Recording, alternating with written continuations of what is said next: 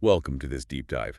We're taking a closer look at the stories shaping our world. Yeah, today we're zoning in on Afghanistan. Specifically, all the recent talk around Bagram Airfield. That's right.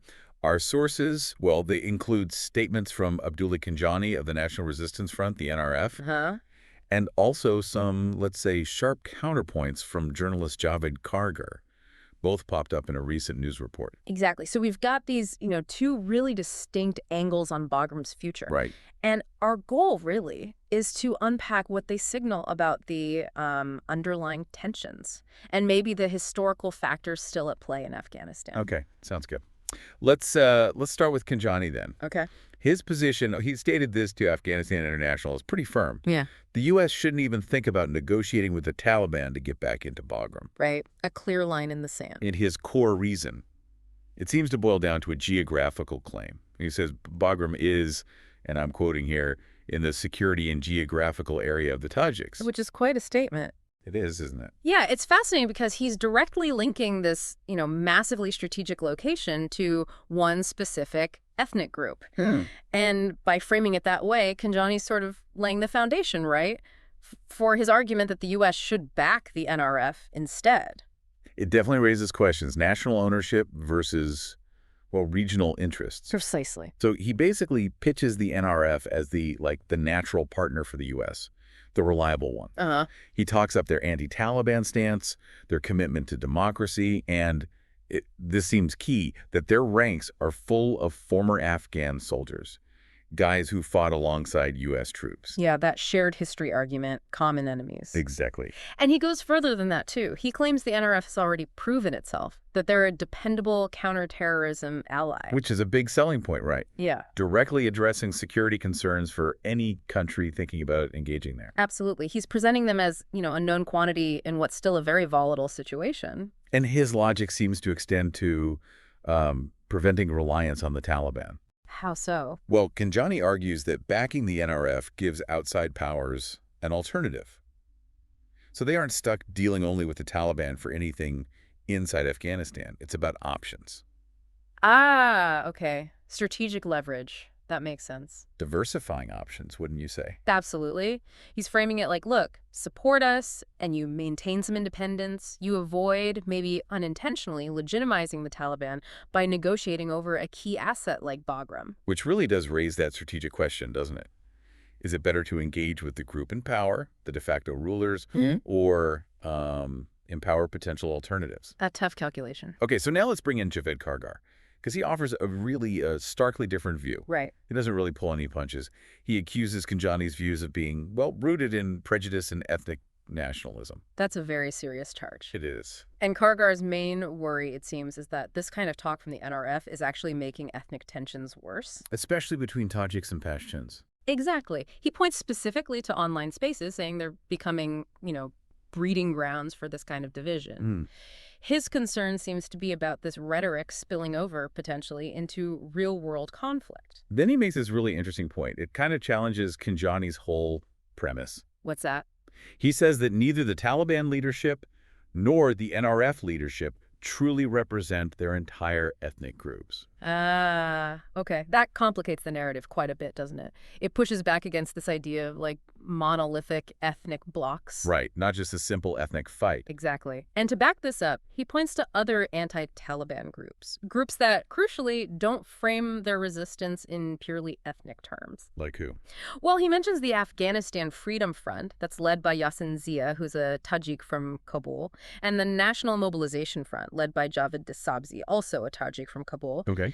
And he also brings up the National Islamic Movement of Afghanistan, which, interestingly, is primarily Pashtun. And the key distinction Kargar makes is that these other groups aren't making ethnic claims like Khinjani is. right. Their stated goal is more about a unified, inclusive Afghanistan, not one dominated by any single group. Exactly.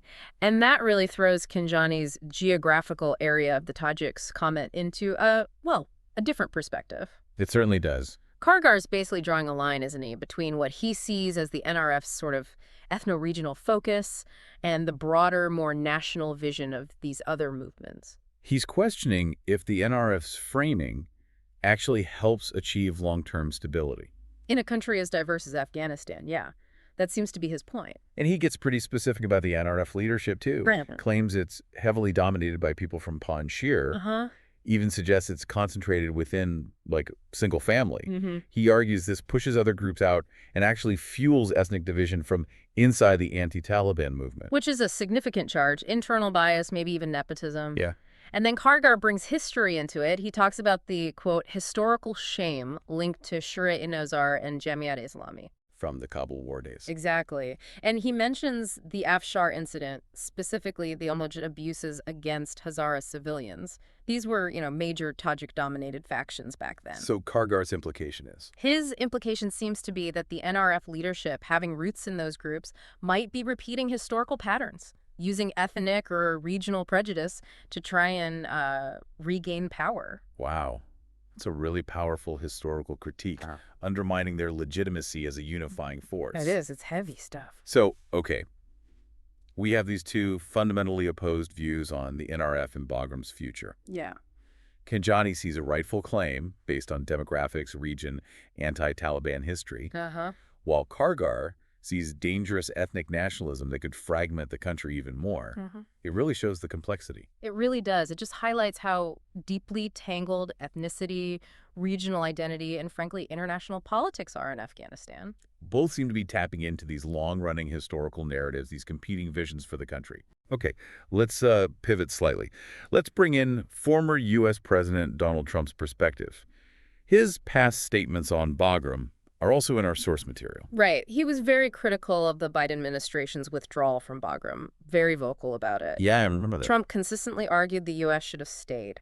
And his main reason, Bagram's location, its proximity to China's nuclear facilities. So framing Bagram's value in terms of great power competition, potential rivalry with China. Exactly. That was his strategic angle on it. And he also repeatedly claimed, though, without offering, verifiable proof that China now controls Bagram. Yes, that claim was made several times. Pretty big assertion. It is, and it's a claim that's been, widely debunked by multiple sources. Right. But, it does reflect a certain anxiety, doesn't it, about the power vacuum left by the U.S. withdrawal and the worry that other global players, maybe China, might step in. Fears about losing strategic influence in that region. Pretty much. So, moving beyond the political claims for a second, what about Bagram Airfield itself? What's its actual strategic significance? Why is it such a big deal historically? Well, geographically, it's in Parwan province, and its importance goes way back, even to the Soviet occupation. Okay. But during the U.S. presence, it became enormous, one of the largest U.S. military bases in the entire Middle East. Wow. It was the central hub, really, for projecting military power, running operations across the region, its infrastructure, its location. It was just invaluable for logistics, for offensive operations, everything. Okay, so let's try and pull these threads together then. Yeah. We've got Khinjani pushing for U.S. support for the NRF, basing it on a regional claim to Bagram and their anti-Taliban history. Right. Then you have Kargar, fiercely critical, calling that approach ethnically divisive, and championing other resistance groups with a more inclusive national vision. A completely different path forward. And then layered on top, you have Trump's past focus on Bagram's strategic value, specifically regarding competition with China. Exactly. And the core tension, it really seems to boil down to this, calls for support based on specific regional or ethnic identities versus this broader aspiration for a truly unified, multi-ethnic Afghanistan. Where no single group dominates. Precisely. And so discussions about Bagram's future, even hypothetical ones, they just become this lightning rod, don't they, for these much bigger fundamental questions about Afghanistan's identity and its place in the world. So considering all this, the history, these competing claims for legitimacy, for representation, what do you see as the really significant hurdles to achieving any kind of lasting stability in Afghanistan? That's the million-dollar question, isn't it? It is. And maybe even trickier, how can external actors like the U.S. or others navigate this incredibly complex situation without, accidentally making things worse, without feeling more division? It's a real puzzle for you, the listener, to think about.